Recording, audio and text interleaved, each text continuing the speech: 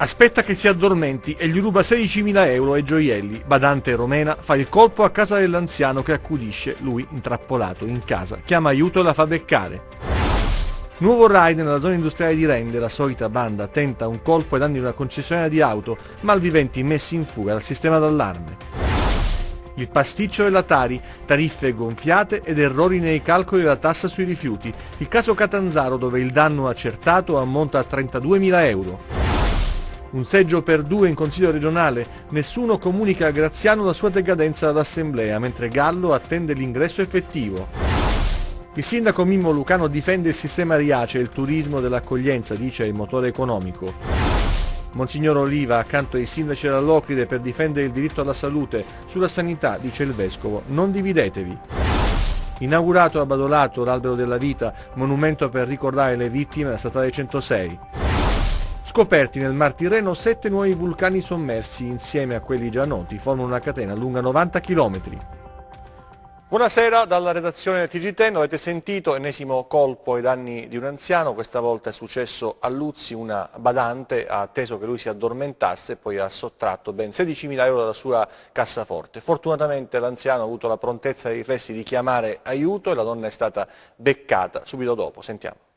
Ha aspettato che si addormentasse, così come faceva ogni sera, ma poi ha deciso di mettere in atto il suo piano criminoso. La badante 49enne ha mostrato il suo lato peggiore, ha sottratto le chiavi della cassaforte all'anziano di Luzzi dal quale lavorava e ha puntato dritta verso la cassaforte. All'interno ha prelevato i quasi 16.000 euro contenuti nel forziere e numerosi gioielli. Raccolto il bottino, ha chiuso a chiave nella sua stanza l'87enne presso il quale svolgeva le mansioni di badante ed è fuggita. I carabinieri della stazione di Luzzi hanno tratto in arresto per il reato di rapina impropria una 49enne di nazionalità rumena, domiciliata anch'ella in Luzzi. I militari nella nottata, su segnalazione ai familiari della vittima, hanno rintracciato e bloccato la donna e perquisendo la sua abitazione hanno trovato le chiavi di casa, della cassaforte e la refurtiva che è stata immediatamente recuperata e restituita all'anziano.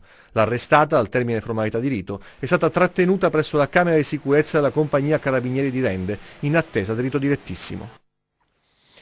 E ora torniamo a occuparci dei furti che da un po' di tempo a questa parte stanno interessando l'area industriale di Rende. Questa notte la banda dei ladri ha tentato di scassinare una concessionaria in contrada Lecco, ma per fortuna il sistema di allarme ha messo in fuga i malviventi. Intanto però, dopo la riunione del Comitato per l'Ordine e la Sicurezza Pubblica che si è svolta in prefettura, ci sono delle decisioni che sono state assunte. Ce ne parla Anna Franchino.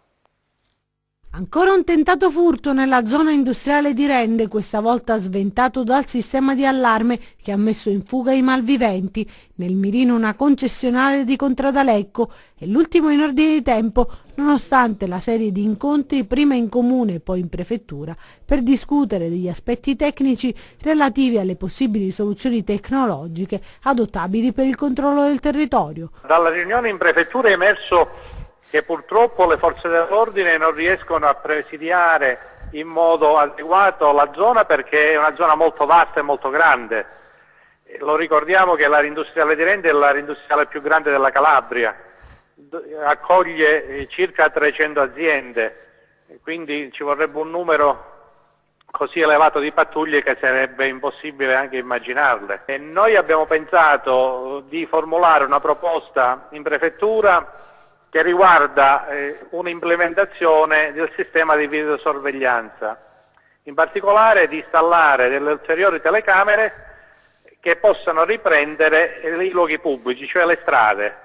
E per questo in prefettura abbiamo richiesto l'autorizzazione a poter procedere da questo punto di vista, creando poi in pratica una rete tra le telecamere pubbliche e quelle che riprendono all'interno delle aziende, da collegare il tutto alle centrali delle forze dell'ordine. Nonostante i sistemi di videosorveglianza delle aziende, serve qualcosa in più. Per un motivo di privacy le riprese possono essere effettuate solo all'interno.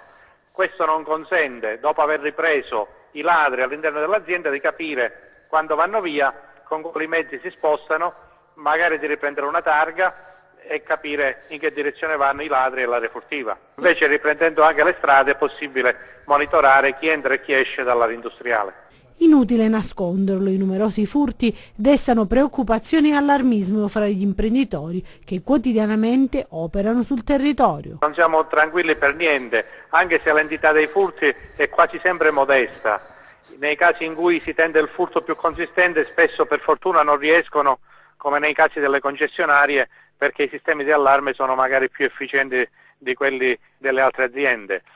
Non stiamo tranquilli perché il numero di eventi che si stanno verificando è veramente elevato e non era mai successo in passato. Ci auguriamo che questo possa cessare il prima possibile, ma in ogni caso siamo abbastanza preoccupati. Il pasticcio della Tari, le tariffe gonfiate, gli errori nei calcoli della tassa sui rifiuti. In Italia solo 12 comuni non presenterebbero profili contestabili. Nell'elenco nessuna città calabrese, il caso di Catanzaro dove il danno accertato ammonta a circa 32.000 euro. Sentiamo. La Tari, la tassa sui rifiuti istituita nella legge di stabilità nel 2014, è diventata un rompicapo per legislatori e cittadini. Le tariffe gonfiate, alcune amministrazioni hanno sbagliato i calcoli, devono essere corrette e i cittadini rimborsati. Oggi il Corriere della Sera a spiegare la differenza tra il calcolo corretto, che vedete evidenziato in verde con la quota fissa, la quota variabile, infine il totale, e invece in rosso il calcolo illegittimo, che comprende appartamento, garage e cantina, con un importo complessivo molto superiore. In Calabria è Catanzaro la città in cui l'anomalia è stata accertata, il danno equivale a 32.940 euro, un settore con un giro d'affari imponente, 8 miliardi e 700 milioni, il gettito del 2015 che ha registrato un incremento pari a più 9,6%, la proiezione del gettito per il 2017 è pari a 9 miliardi e 100 milioni.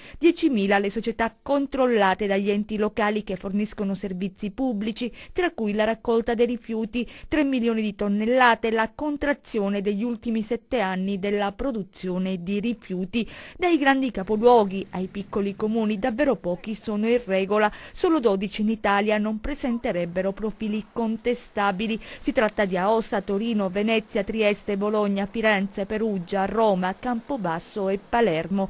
Resta da capire come calcolare l'errore e a chi inoltrare la domanda. Le associazioni dei consumatori sono già al lavoro. Un altro pasticcio che riguarda invece il Consiglio regionale, il seggio conteso tra Gallo e Graziano, la sentenza che dà ragione a Gallo, Graziano che dice non sono stato ancora avvisato, non ho avuto un atto formale dopo la sentenza, quindi sono ancora un consigliere regionale. E Gallo invece che dice mi attendono oggi per delle disposizioni, ma vediamo come è andata, insomma come è stata vissuta questa attesa e poi come è finita in serata. Ad una settimana dalla sentenza che lo ha fatto decadere dalla carica di consigliere regionale, Giuseppe Graziano non ha ricevuto alcun atto formale da parte del Consiglio, una dimenticanza che rischia di causare effetti collaterali che potrebbero minare l'efficacia delle assemblee. Graziano ha inviato una diffida a Presidente e Segretario del Consiglio. Gallo, intanto, convocato per adempimenti, attende l'ingresso effettivo. Ma io non ho ricevuto la formale convocazione del Consiglio, l'ho appreso dalla stampa, però mi meraviglio che non sia stato convocato perché io sono a tutti gli effetti ancora consigliere regionale in carica perché non ho ricevuto alcuna comunicazione formale dal Consiglio regionale della decadenza che capisco che ci sarà perché c'è una sentenza che va applicata. Tra l'altro io sono dipendente di una pubblica amministrazione attualmente in aspettativa, quindi è necessario che la mia nuova amministrazione mi inquadri con un decreto di giuridico-economico da una certa data per poter svolgere il compito, le funzioni all'interno della nuova amministrazione. In questo momento, da tutti gli effetti, credo non sono dubbi che sia ancora consigliere regionale. Sto andando in consiglio regionale convocato per degli adempimenti burocratici che sono però propedeutici rispetto al mio ingresso in consiglio. Non credo ci siano problemi, però non so se per oggi faranno in tempo e eventualmente poi io mi regolerò di conseguenza.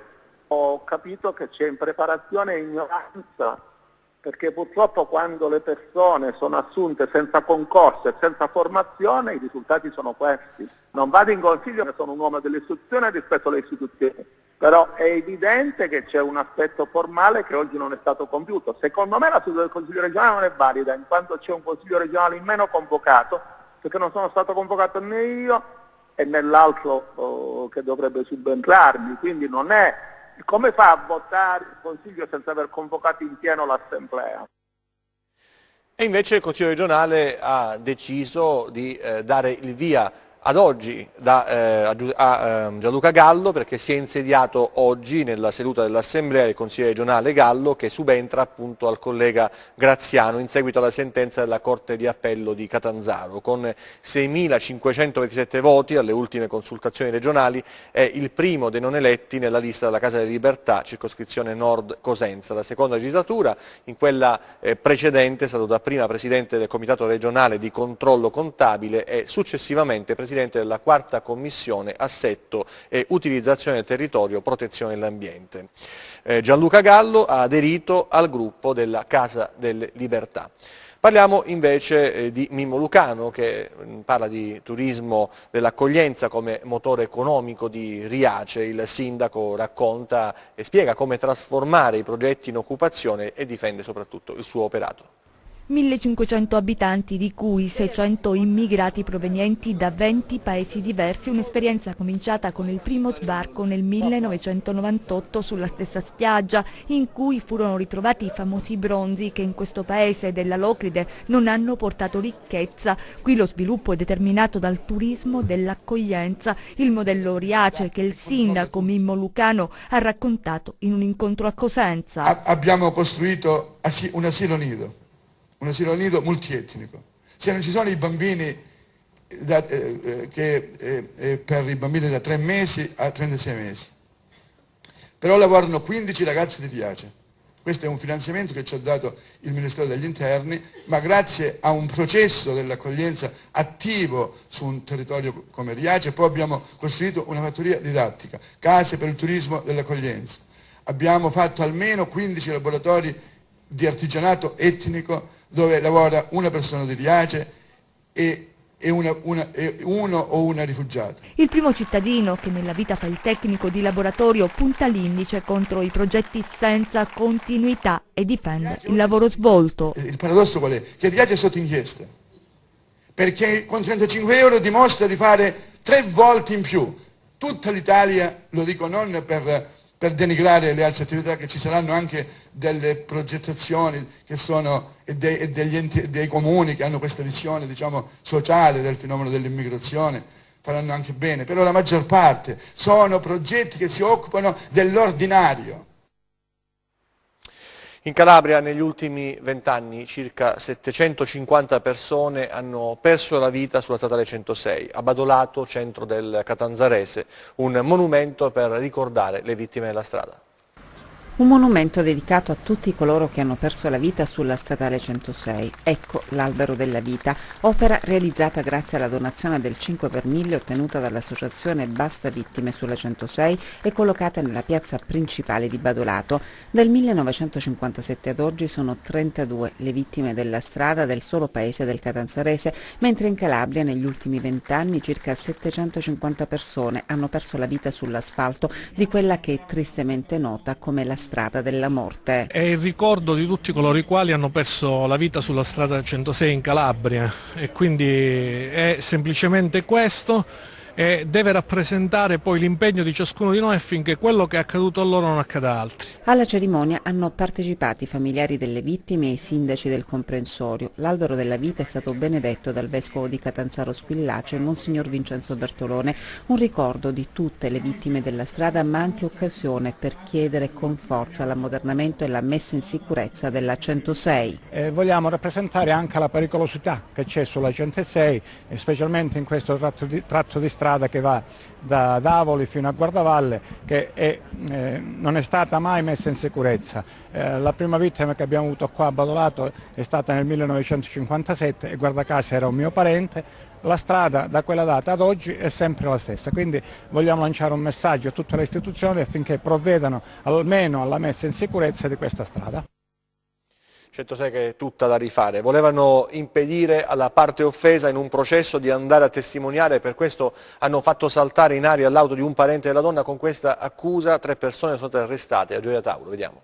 3 arresti sono stati eseguiti, 2 a Torianova e 1 a Roma, in esecuzione di un'ordinanza di custodia cautelare emessa dal GIP del Tribunale di Palmi a conclusione di indagini della Polizia di Stato legate ad un attentato dinamitardo avvenuto alla fine di gennaio dell'anno scorso, che aveva letteralmente distrutto una Fiat Punto parcheggiata in una via principale di Gioia Tauro. A Torianova sono finiti in manette Francesco De Masi, 24 anni, e Antonio La Rosa, di 26, ritenuti esecutori materiali dell'attentato, mentre il mandante, identificato in Francesco Tripodi, 28 anni, di Gioia Tauro, è stato arrestato e bloccato in un camping posto alla periferia di Roma dagli agenti della squadra mobile della capitale. De Masi e La Rosa rispondono dei reati di danneggiamento aggravato, di porto e detenzione di materiale esplodente, aggravati dal fatto che si è verificato in luogo abitato, nonché di concorso in estorsione. I 2 arresti sono stati eseguiti dagli agenti del commissariato di Torianova e di Gioia Tauro. Secondo le indagini, l'autovettura saltata in aria e rimasta distrutta era di proprietà di una persona legata da rapporti di parentela con un operaio che proprio nel giro di qualche giorno doveva rendere testimonianza in un processo penale in corso al Tribunale di Palmi, quale persona offesa. La bomba collocata e fatta esplodere in via Magenta, a Gioia Tauro, doveva rappresentare un messaggio intimidatorio destinato a indurre il testimone a non presenziare in aula. L'intimidazione aveva destato all'epoca a Gioia Tauro notevole sensazione perché in via Magenta, dove era parcheggiata la vettura, si trovava nel cuore del quartiere Marina e sulla stessa si trovavano la scuola Stella Maris e la chiesa della parrocchia Madonna di Portosalvo, che accoglie impianti sportivi frequentati da molti giovani anche nelle ore notturne, nonché diverse palazzine di alloggi popolari, e anche perché solo poco tempo prima, a breve distanza, si erano registrati altri episodi criminosi. Altre notizie nei nostri 100 secondi di cronaca, vediamo.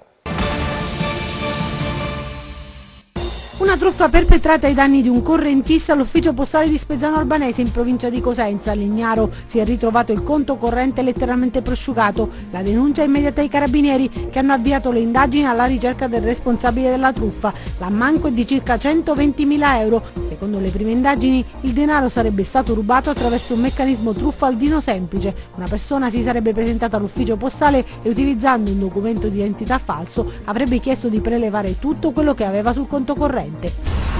Arrestati in flagranza di reato 3 scafisti ucraini nel corso dello sbarco di 56 migranti avvenuto a Crotone. I 3 ucraini arrestati per il reato di favoreggiamento aggravato all'immigrazione clandestina, avendo condotto i migranti a fronte del pagamento di circa $4.000 cada uno. I presunti scafisti sono stati condotti nella casa circondariale di Crotone, mentre il veliero è stato sequestrato. Controlli a tappeto nel centro storico di Cosenza, nel mirino il quartiere Santa Lucia. I carabinieri hanno compiuto i controlli con l'ausilio delle unità cinofile e attraverso posti di blocco. Decine di militari impiegati, anche i tecnici dell'Enel, per l'individuazione di allacci abusivi. Un grave incidente sul lavoro si è verificato questa mattina all'Imbadi, nel Vibonese. Un operaio di nazionalità romena di 39 anni era alla guida di un trattore quando, per cause ancora in corso di accertamento, si è ribaltato. La prognosi è riservata e le sue condizioni sono giudicate gravi. Ennesimo furto alle poste di Sant'Ippolito, frazione di Cosenza. I malviventi hanno sfondato la vetrata laterale e si sono introdotti all'interno, portando via il residuo in cassa. La seconda rapina nel giro di 4 mesi. I cittadini lamentano poca sicurezza e maggiori controlli. Ci siamo occupati qualche giorno fa nella trasmissione Linea Rovente all'aeroporto Pitagora di Crotone con i dubbi delle associazioni della gente comune sulla riapertura promessa per il 1° dicembre. Ebbene, oggi in Commissione Vigilanza in Consiglio regionale De Felice, il commissario della SACAL, ha detto invece che riaprirà l'aeroporto di Crotone per il 28 novembre addirittura, quindi 3 giorni prima della data prevista, dalle 7:30 fino alle 23 per 16 ore giornaliere. Naturalmente c'è curiosità sul vettore, sui voli, si è parlato di Roma, Bologna e Londra, e poi ha annunciato anche consolidamento del Tito Minniti Reggio Calabria e anche potenziamento dello scalo di Lamezia. Quindi buone notizie per il trasporto aereo. Intanto il Vescovo Oliva si schiera accanto ai sindaci della Locride per difendere il diritto alla salute. È un messaggio chiaro, semplice, quello che il vescovo Monsignor Francesco Oliva ha inviato ai sindaci della Locride, che da mezzogiorno sono davanti a Palazzo Chigi a Roma, impegnati in un sit-in per sollecitare il governo centrale a definire un'azione di potenziamento della sanità del comprensorio. Oliva sottolinea la convergenza sinergica raggiunta su questo problema di fondamentale importanza e non a caso parla di una vera alleanza su questioni reali e spera che aiuti a bypassare ogni divisione dettata da logiche di partito. Scrive testualmente Oliva ai sindaci: questo mi auguro e mi attendo dal vostro percorso condiviso. È una piccola, paterna, affettuosa bacchettata, quella del presule, dopo le divisioni che il movimento dei sindaci locrideo ha fatto registrare su più fronti di discussione. Quanto alla sanità, Oliva conferma che sarà al fianco dei sindaci per la battaglia a favore della tutela della salute e, perché no, anche dell'ospedale di Locri, nel convincimento che molto si debba fare per l'area dell'Alto Ionio Reggino, già messa a dura prova da un sistema viario e di collegamenti che ne aggrava la marginalità geografica. Si augura in chiusura il vescovo di Locri che i sindaci incontrino i giusti interlocutori, i quali dovranno prendere a cuore i problemi di una terra troppo spesso dimenticata. Scoperti nel Mar Tirreno 7 nuovi vulcani sommersi che insieme a quelli già noti formano una catena lunga ben 90 km. Sentiamo. Nel Mar Tirreno meridionale è scoperta una nuova catena di 15 vulcani sommersi, di cui 7 fino ad oggi sconosciuti, una struttura lineare in direzione est-ovest che misura circa 90 km in lunghezza e 20 km in larghezza. A dirlo uno studio frutto del risultato di numerose campagne oceanografiche condotte negli ultimi anni da un team internazionale di vulcanologi, geofisici e geologi marini dell'Istituto Nazionale di Geofisica e Vulcanologia, dell'Istituto per l'Ambiente Marino Costiero del Consiglio Nazionale delle Ricerche. Il lavoro pubblicato su Nature Communication. Il Tirreno meridionale è caratterizzato dalla presenza di numerosi vulcani, alcuni emersi come l'Eole, altri sommersi come il Marsili, spiega Guido Ventura, vulcanologo e coordinatore del gruppo di ricerca. Questa catena di vulcani, recentemente individuata e descritta nello studio, si estende da circa 90 km a sud della costa di Salerno fino a 30 km ad est della costa di San Gineto in Calabria. La catena, definita del Palinuro, si estende in profondità da circa 3.200 metri a 80 metri sotto il livello del mare. Questi vulcani rappresentano nel loro insieme una spaccatura della crosta terrestre dalla quale risalgono magmi provenienti dalle isole Eolie, dal Tirreno centro-meridionale e dall'area compresa tra la Puglia e la Calabria. I dati raccolti mostrano che la dimensione dell'intera catena vulcanica risulta maggiore non solo di quella delle isole Eolie ma anche degli altri vulcani sottomarini del Tirreno meridionale, compreso il Marsili. A Vibo adesso per parlare di medicina dello sport. L'attività fisico-sportiva tra i livelli essenziali dell'assistenza sanitaria. Parte da un gruppo di medici sportivi e di famiglie della provincia di Vibo Valentia una proposta per rafforzare l'attività dei LEA anche in Calabria.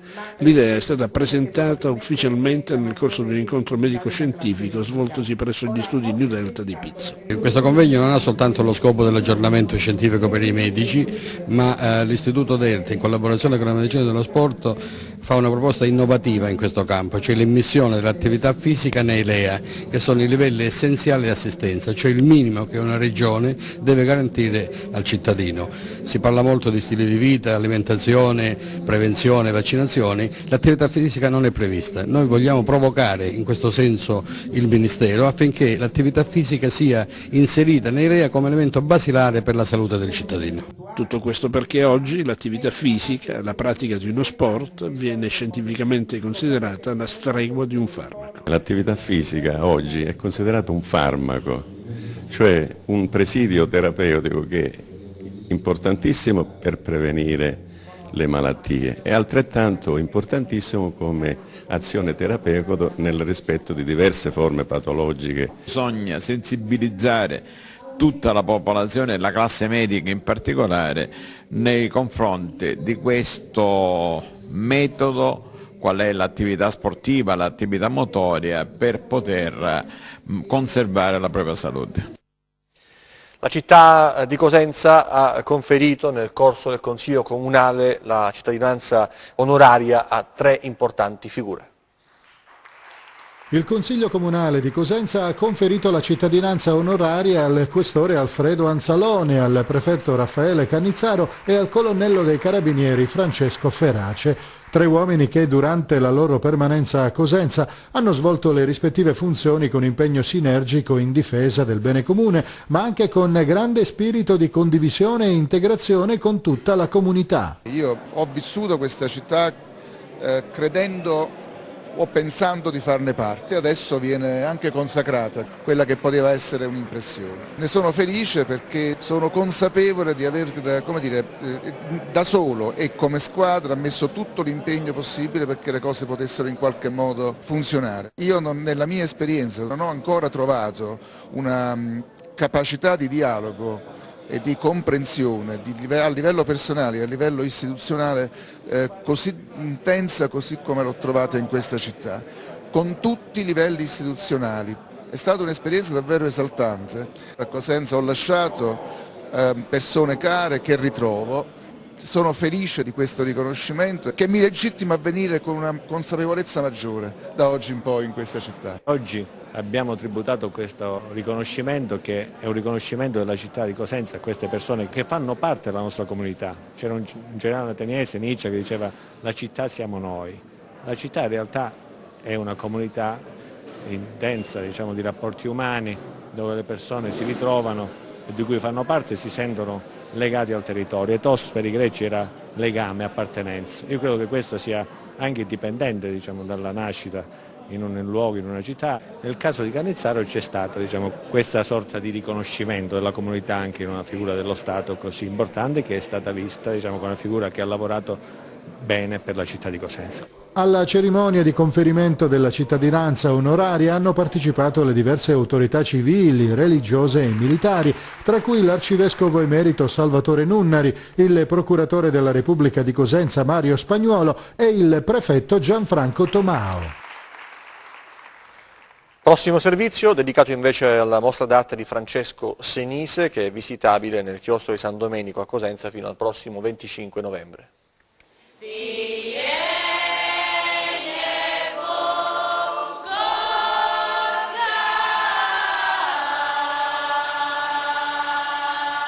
Visioni, i colori della mia terra. E questo è il titolo della mostra antologica dell'artista di Lungro Francesco Senise, che fino al prossimo 25 novembre sarà possibile visitare a Cosenza all'interno del chiostro di San Domenico. La mostra racchiude circa 20 opere dei 3 cicli pittorici del maestro, i colori d'arberia che ritraggono i costumi, il lavoro e il territorio, il ciclo dei salinari, opere dedicate ai minatori della salina di Lungro, ed il ciclo concettuale delle 1000 lire, dedicate ai maestri del cinema neorealista e post-neorealista italiano del dopoguerra.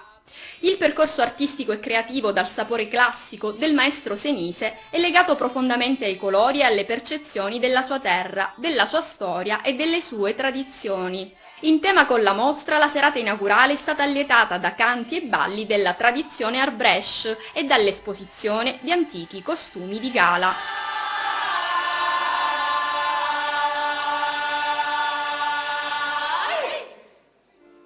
Calabria Tango Itinerante e il suo direttore artistico Ciccio Aiello tornano a Cosenza con il nono International Cosenza Tango Festival 2017, uno dei pochi festival di tango argentino in Italia che può vantare una lunga tradizione di presenze artistiche di fama mondiale. Dal 16 al 19 novembre Cosenza e Rende viaggeranno sulla musica delle più famose orchestre del tango che accompagneranno lo show dei ballerini argentini. Anche per quest'anno si è registrato il sold out per gli stage, i seminari e i tanti tangheri rimasti in lista d'attesa. 9 anni in cui la Calabria ha saputo ritagliarsi un posto di grande rilevanza in ogni edizione con la presenza di oltre 300 tangheri provenienti dall'Europa, dal Giappone, dalla Cina, dall'America. Il programma per l'intera durata del festival prevede al pomeriggio stage e seminari intensivi per tutti coloro che hanno scelto di studiare e approfondire le varie tematiche. E adesso il meteo.